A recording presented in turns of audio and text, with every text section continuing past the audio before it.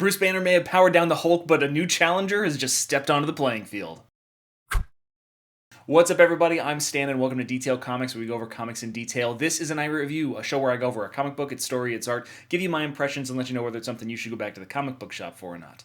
Make sure you subscribe to get one of these every single week. The book that I want to talk about right now is Avengers 687, and while we've seen the Hulk rampaging through the pages of Avengers over the last 3 issues, we see a powered-down Bruce Banner, and he's got to collect his thoughts and see exactly where he's at mentally. But on top of that, we have the Avengers trying to regroup, and we get a little bit of a history story from Voyager as we finally get a brand new challenger onto the playing field, ready to take the game into his own hands. But let's dive in and see what this issue's got in store. The last 3 issues of Avengers, 684, 685, and 686, have been a madcap dash to the Hulk trying to make its way into the vault before smashing the Pyramid and changing the game between the Challenger and the Grandmaster. And in 687, well, we slow down the pace quite a bit. We start off with Jaina Van Dyne. She's remembering, or at least she's losing the memories of Voyager. She's one of the few original members of the Avengers, so she's theoretically known Voyager the longest.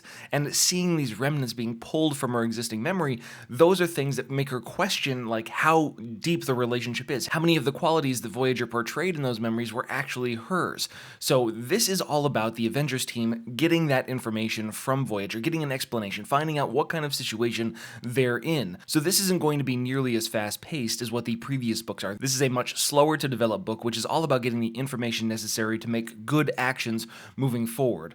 So while Janet is doing her contemplation, she's thinking about what Voyager has done, what Voyager can do, what kind of person she really is. We get a little bit of insight into Voyager as a character and what she's trying to do. Of course, this is completely offset by the serious emotional undertones of the meeting between Bruce Banner and Jarvis. Jarvis, freshly awoken from this kind of comatose state, he goes to Bruce because Bruce is sitting there alone, unhulkified, needing some sort of support. He feels devastated by what happened. You know, what happened with Vision, what happened with Red Hulk. These are things that he doesn't necessarily want to cope with. You know, he put them through hell. He fought his way through Avengers Auxiliary Headquarters. He set up everything. He brought together a plan. He put the arrowheads in Clint's hands. He made him pull the trigger on his own friend. He has to live with this. He has to live with the fact that at any point in time, any moment, there is a monster, a big behemoth filled with rage that is ready to burst out of his skin and take on all comers regardless of who they are. And now,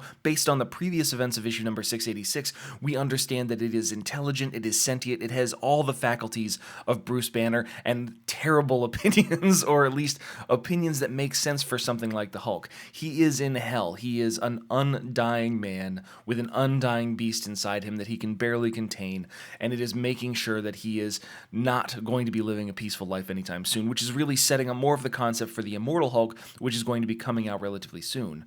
Of course, Jarvis, being a literary man, he's just like, the mind is its own place and in itself can make a heaven of hell, a hell of heaven, which is from Milton's Paradise Lost. What it symbolizes is that you are your own man, you make your own situation, and you can make heaven out of hell, you can make hell out of heaven. You determine what quality of life you can live within the bounds of your being. And though the origins of that story might not necessarily be the greatest, it's one of those things where Jarvis believes, and what he wants the readers to believe, and he wants Bruce to believe, is that he can be a great man. The Avengers aren't necessarily there because they're perfect.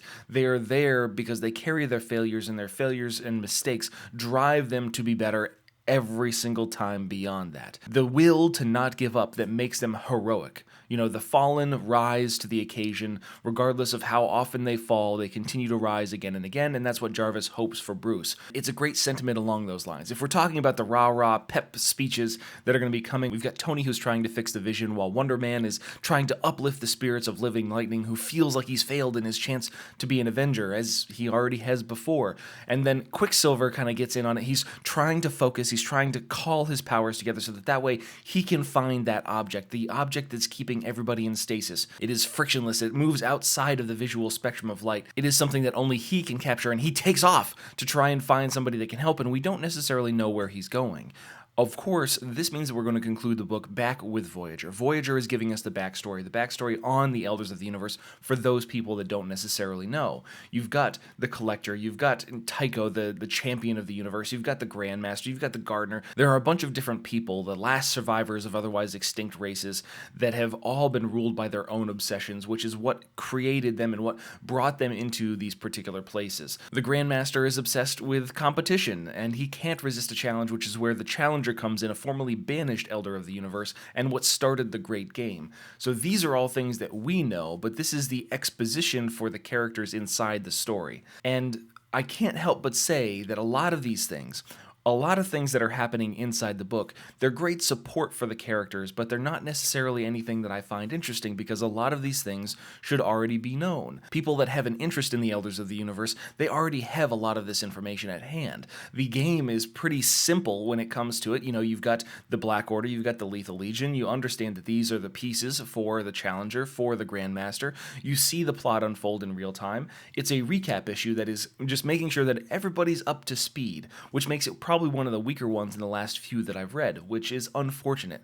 Of course, they don't want to necessarily finish on a down note on this kind of relatively soft ending, so the Challenger calls upon his energy. We see the absolute destruction of a skyscraper, tidal waves rampaging across coastal cities, earthquakes breaking apart California, as Beast looks at the monitors inside his station and absolutely witnesses the devastation that is happening to the Earth. The Challenger is going to come down here, and he is going to break this world. This pestilence upon the universe is going to be purged, even if he has to destroy it himself. So next issue, we're going to be getting the Challenger versus the Avengers, plus we're probably going to get a little bit more Quicksilver backstory. There's not a whole heck of a lot of time left in Avengers to finish things up, especially since we're unveiling the brand new Avengers that are coming out very soon. I'm excited to see where this goes. It's not necessarily my favorite issue as far as pacing. I think that the art is still very consistent and it really tells a good story, but it was very slow. We went from quick, fast-paced action where a lot happened in just a few moments. The 3 issues that packed so much into such little time space, and that probably made things feel a little bit more drawn out to me. But